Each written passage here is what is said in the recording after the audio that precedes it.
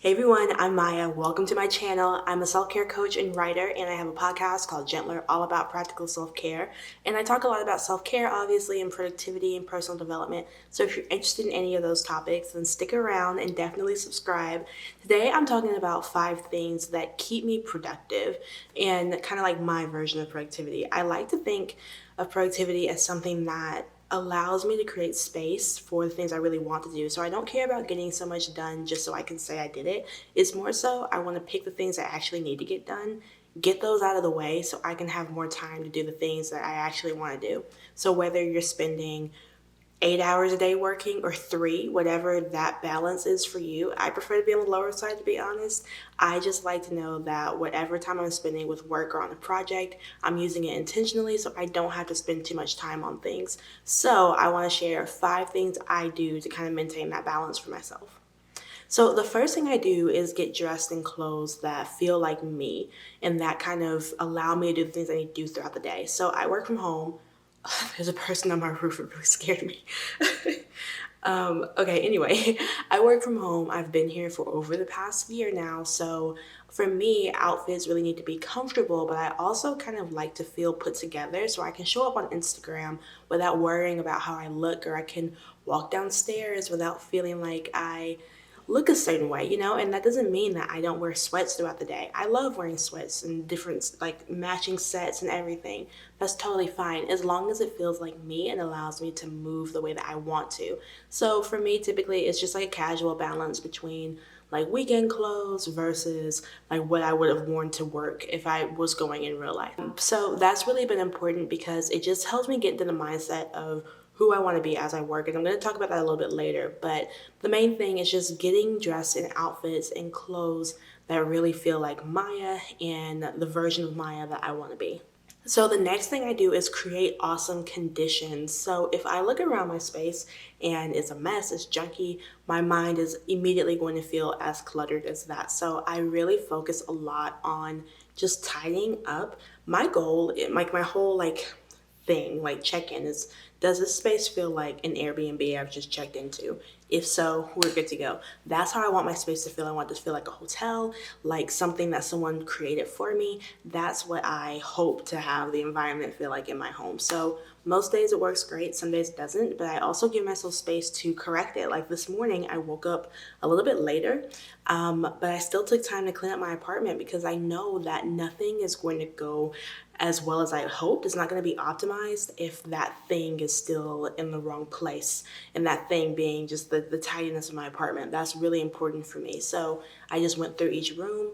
I love setting a timer for I think I put this in a Vlogmas episode back in December, but I love creating it, like just setting timers for 15 minutes for each room, maybe even less if you're on a bigger time crunch. But I just go through a sprint because a lot of times the mess in my apartment is just things not being where they're supposed to go. So just going through, putting dirty clothes in the hamper, putting makeup brushes where they go. Like my bathroom always looks like a tornado hit it because in the morning I'm just in such a rush to get ready, to put on clothes, to get started. So another part, kind of like a sub thing, is just giving myself space and time, understanding that the point is not for me to get done as quickly as possible. Again, that's not what productivity is for me. It's about using my time efficiently and optimizing my systems and processes so that I can do it in the way that feels best. So that's from my work to-do list to me putting on makeup in the morning. So once I kind of adopt that idea a little bit better, it kind of helps keeping my apartment tidy, but that's just like a big thing that I am still working with because it is so important to the way that I approach my to-do list later on in the day. If I feel like the space is cluttered, my mind is cluttered. So the next thing I kind of touched on earlier, but it's embodying ideal me. So when I think of the things I want to get done during the day, when I think of who I want to be as a person, who is ideal Maya, when I can close my eyes and really tune into that version of myself, it just changes my attitude and mindset in so many different ways because to do the things I want to be able to do, I have to act like the person who does that stuff, and that's ideal Maya. So I close my eyes literally and I'll just think to myself, how would she handle this? What would ideal Maya do? I need to get a bracelet that just has that on the side because that's really just my thought process with a lot of decisions, especially day-to-day things that maybe I would spend hours trying to figure out. I will close my eyes and say, what would ideal Maya do? if I were that person that I'm trying to be and I'm striving towards, how would I act in this situation? And sometimes things that I probably wouldn't have thought about, like reaching out for help and all that stuff, because I think the way that like I currently think, it definitely way better than the way I thought years ago, but still not in that prime optimal version yet. I'm always striving to be better. So when I can close my eyes and really embody ideal me, then that's great. And it also helps. I know I said a lot about like closing your eyes and thinking and all that, but it helps too, like I mentioned, when I can look in the mirror and feel like I look like ideal Maya, when I can recognize that in myself. So getting put together during the day and drinking and eating food that I feel like Ideal Maya would have, and listening to music and podcasts, like constantly learning, because you actually want to be becoming your ideal self, right?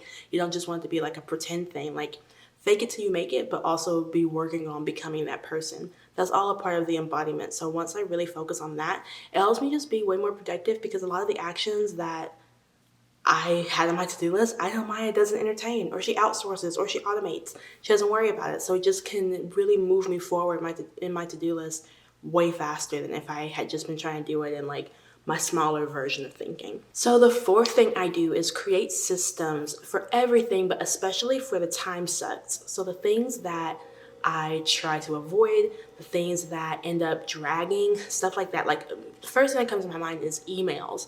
Emails can be such a time suck throughout the day, whether it's me trying to avoid an email, or me being afraid of sending an email, or me just like dreading an email, like just all those things. Like emails can take hours when they really should only be taking 5 minutes or so.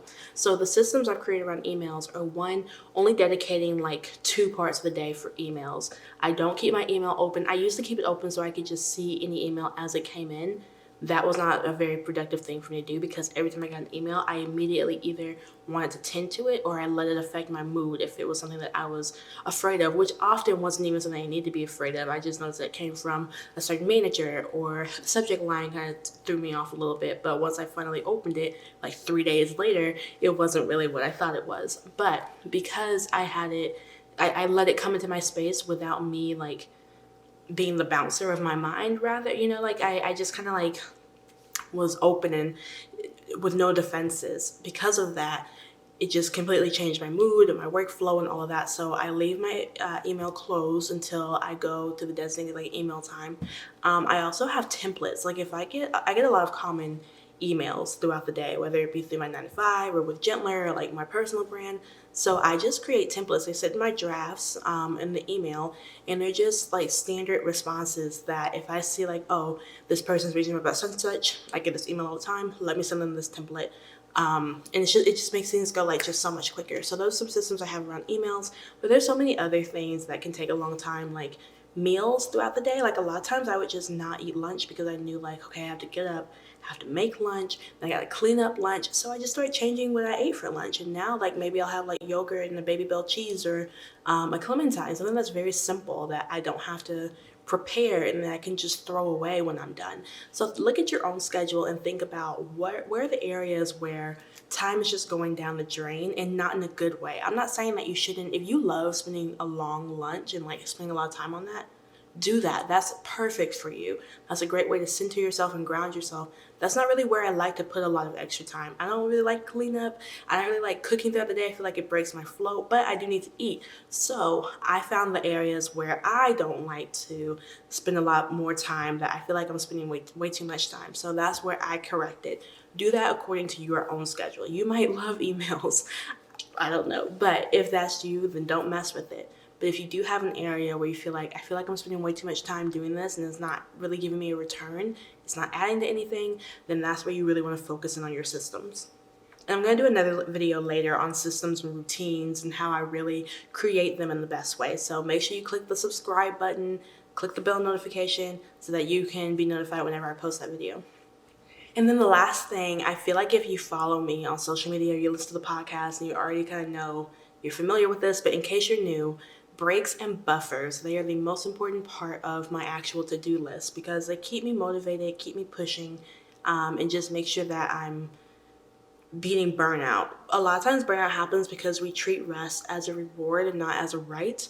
You need to rest. That's not something that you earn. Like, you have to do that. If you want to have a sustainable workflow, productivity, all that, you have to add some rest and breaks in there. So typically, I like to rest or take a break during the last like 5 to 10 minutes of every hour, and then like a longer 30 to 60 minute break. And y'all know I'm a napper, so I have no problem about like going into my room and taking a nap in the middle of the day, just for like 20 minutes or so. I use like my exact nap time is 22 minutes and 22 seconds. Just because I'm very like type A, I'm a Virgo. I just have to, I'm just very, I don't know. I a second longer makes me feel weird. So that's how long I nap throughout the day. And then buffer hours are also really important because a lot of times things just take longer than we thought, or we get some type of surprise, like your mom calls or your manager wants to have a meeting out of the blue or something like that. So buffer hours are just 1 hour throughout the day where I don't schedule anything. I leave it completely open just in case I need to kind of have a buffer or have some extra time. I already have it built in. So if a project takes longer, that's cool. I can still move on and I don't have to push the rest of my to-do list back because I know my buffer hour is coming later. So that's what I use that for. If you get to the buffer hour and you're not behind, amazing. You can either move forward or you can take an extra break. I do either one sometimes. If I'm really feeling the momentum, then I'll just keep moving. If I feel like, you know what, I earned this, I stayed on schedule, and I'm really feeling it, then I'll just go take a break and play Animal Crossing or something. It's totally up to you. But those are the 5 things that I do throughout the day to stay more productive. I really hope this was useful for you. If it was, then give it a thumbs up. Share this video with someone who might need it, that it might help. And make sure that you're subscribed and comment down below and tell me something that you do to stay productive throughout the day or something that you need help with being